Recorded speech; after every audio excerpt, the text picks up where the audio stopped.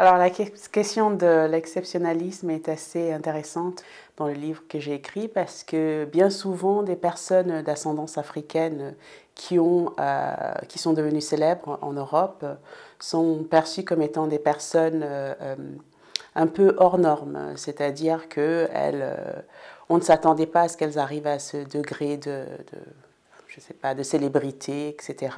Mais en même temps, le problème qui se pose, c'est que comme elles sont hors normes, elles ne font pas partie elles sortent un peu du cadre de perception qu'on a de leur communauté. En d'autres termes, elles ne représentent pas la communauté à laquelle elles appartiennent.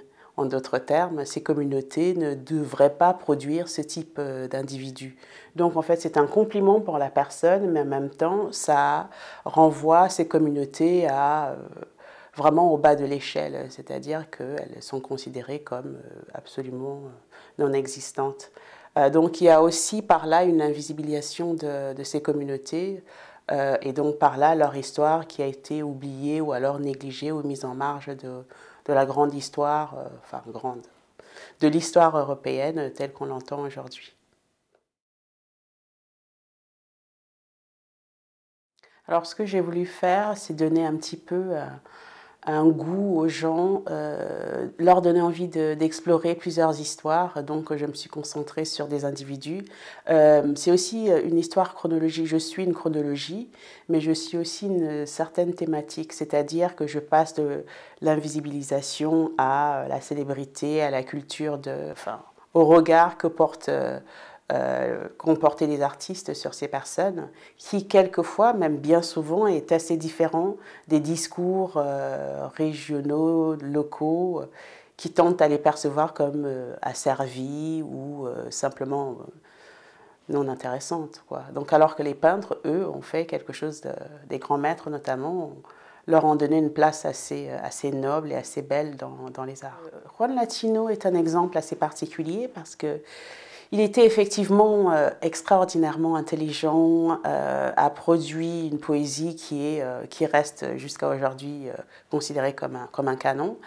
Mais en même temps, sa position de personne d'ascendance africaine fait qu'il était considéré comme quelqu'un qui ne devait pas avoir sa place dans l'histoire et même dans les lieux politiques, mais dans l'histoire surtout espagnole.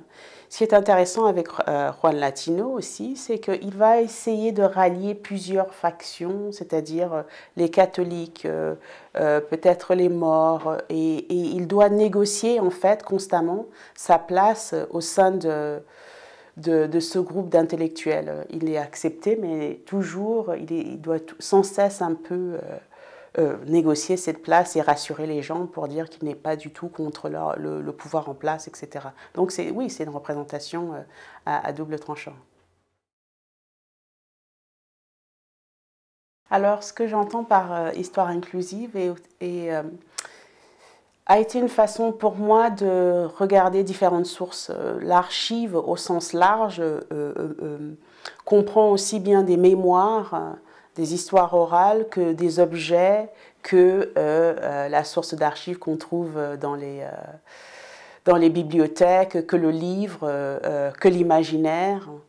Et j'ai trouvé ça assez important parce qu'elle nous permet d'avoir des voix qu'on n'a pas jusque-là. C'est aussi rajouter les mythes à une histoire européenne. On va rajouter des mythes, on va rajouter la religion, ce qui va permettre à un nombre de gens de comprendre que l'histoire telle qu'on la conçoit avec l'archive écrite n'est pas tout. On le sait déjà, mais beaucoup de gens ont encore du mal à accepter que l'histoire et mémoire peuvent peut-être aller ensemble. On a très peu finalement de voix des afro-descendants et donc le regard est sans cesse celui des livres qui nous ont parlé d'eux. Donc j'essaye de deviner ou d'utiliser certains objets pour raconter leurs histoires et leur donner une voix.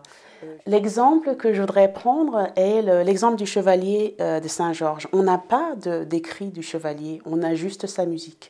On a aussi la réception, c'est-à-dire ce qu'on a écrit de sa musique et des personnes qui étaient là, ou alors, par exemple, les journaux en Grande-Bretagne, la rencontre entre la chevalière d'Éon et le chevalier de Saint-Georges. On n'a pas sa propre voix, mais on peut deviner un petit peu, de par son courage et sa résilience à se battre, qu'il voulait absolument imposer sa pensée et montrer qu'il avait le droit, autant que n'importe qui, d'être là.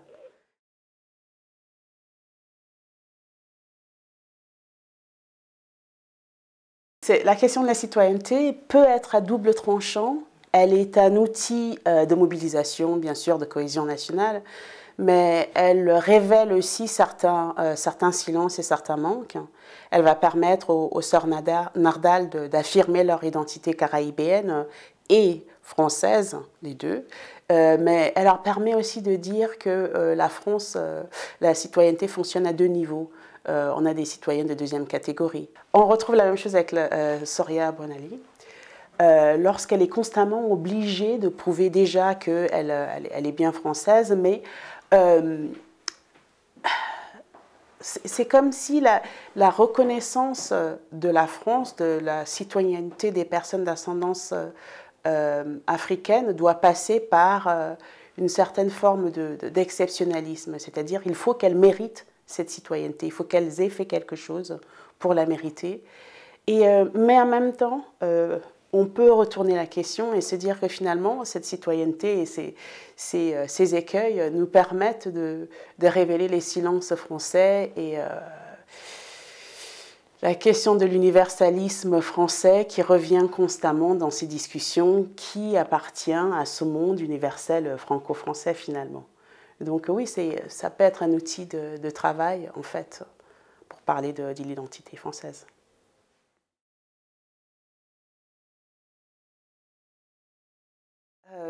En fait, j'ai fait ma thèse sur Bristol.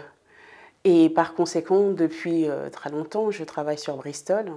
Avoir un poste à Bristol m'a permis de voir des choses peut-être de l'intérieur, notamment sur le fait que l'université m'a donné le poste, la chaire, pour que je regarde la relation qu'elle avait avec son passé esclavagiste, puisqu'elle a été fondée avec l'argent des descendants de propriétaires de plantations. Et donc, je me retrouve à Bristol à regarder plus en profondeur leurs archives privées jusqu'à présent. Et parmi mes étudiants, un jour, je regarde à la télé, je vois mes étudiants, certains de mes étudiants en train de tirer cette statue et de la traîner à la rivière à Bristol. Et je m'aperçois d'une chose assez importante, c'est qu'on on était dans une impasse. C'est-à-dire cette statue a fait l'objet de discussions depuis des décennies. La nouvelle génération a décidé qu'elle en avait assez. Ce n'était pas que mes étudiants, par ailleurs. C'était aussi des gens qui sont à Bristol, qui vivent, qui ne font pas partie du tout de l'université, qui font partie des communautés les plus défavorisées aussi. Et donc l'impasse était cette statue qui dérangeait tout le monde parce que Edward Colston a été un esclavagiste et qui est connu pour avoir notamment fait transporter de nombreux enfants dans les plantations des Caraïbes. Et donc on déboulonne cette statue parce qu'on met fin à une discussion qui a lieu depuis très longtemps. Et ce qui est important, c'est qu'il s'ensuit une discussion vraiment locale, c'est-à-dire toute la ville participe à une espèce une grande discussion et, qui a été organisée par le maire et qui prend lieu pendant plusieurs mois. Et au terme de cette discussion, on décide de ce qu'on va faire de cette statue. En 2014, j'avais suggéré de la mettre dans un musée. On me regardait avec des grands yeux en disant non, pas du tout. Que dites-vous là? On va la laisser, on va expliquer, etc. Bon, en tout cas, elle est déboulonnée, on la met finalement dans un musée, mais on la met dans un musée au centre de Bristol, couchée dans un coin, très symboliquement, et on garde tous les graffitis dont la statue a été couverte pour dire que ça fait aussi partie de la lutte et de l'histoire de Bristol. Couchée parce qu'on veut la descendre de son piédestal, où elle était, et dans un coin pour ne pas lui donner plus d'importance qu'elle n'a eu pendant des siècles et après des décennies. Alors le travail de l'historienne est de mettre les choses pas seulement, mais de surtout mettre les choses en contexte, parce que à ce moment-là, on a le politique et l'historique qui se mêlent. C'est-à-dire que la ministre de l'Intérieur menace d'envoyer des troupes, comme si on était en pleine guerre, et l'historienne que je suis se proposait d'expliquer qu'en fait, la statue a été érigée bien après que Colston soit mort, c'est-à-dire que ce sont presque un siècle plus tard, 163 ans je pense, c'est-à-dire que c'est une reconnaissance des planteurs et des mécènes de la ville qui vont donner plus d'importance à un homme que finalement la ville ne considère pas plus que ça.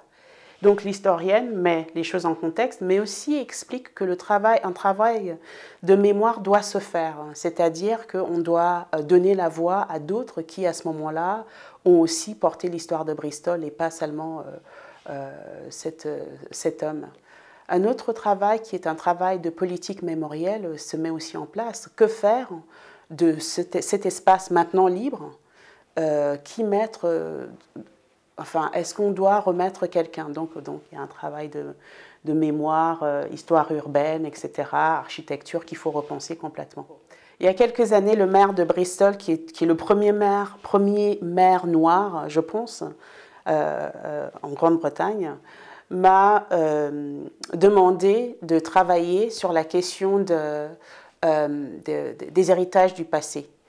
Et donc, en fait, je me suis retrouvée et je fais partie de ça s'appelle Bristol Legacy Foundation. C'est une fondation qui réfléchit à ce qu'on va faire en termes pas seulement de mémorialisation, mais aussi en termes de réparation. Donc, c'est une fondation qui regarde aussi la question des réparations. Et je fais partie de ça en tant qu'historienne, mais aussi en tant que membre active qui a travaillé avec les communautés noires à Bristol.